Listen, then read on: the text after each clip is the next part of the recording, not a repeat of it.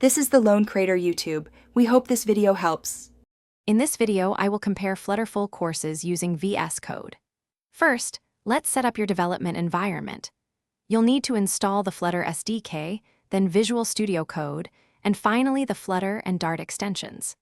This foundational step ensures you have all the necessary tools to begin building beautiful, natively compiled applications for mobile, web, and desktop from a single codebase. It's a straightforward process that typically takes less than 15 minutes to complete, getting you ready to code quickly.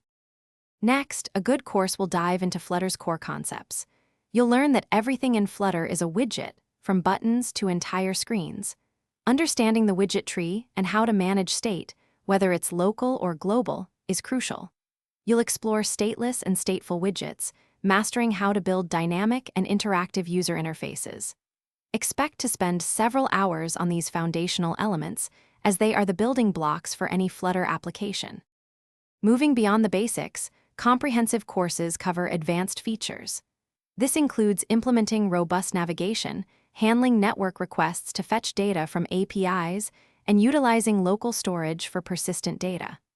You'll also explore popular state management solutions like Provider or Block, which are essential for larger applications. Best practices for code organization, testing, and performance optimization, such as reducing widget rebuilds, are also key to developing high-quality Flutter apps. Finally, when comparing Flutter courses, look for those offering hands-on, project-based learning. Some courses might offer over 40 hours of content, while others focus on specific aspects. Consider your learning style and goals. Do you prefer a quick overview or a deep dive into every detail? After completing a course, continue building personal projects and contributing to open source. This practical experience is invaluable for solidifying your skills and becoming a proficient Flutter developer. Thanks for watching. Consider subscribing if we helped you.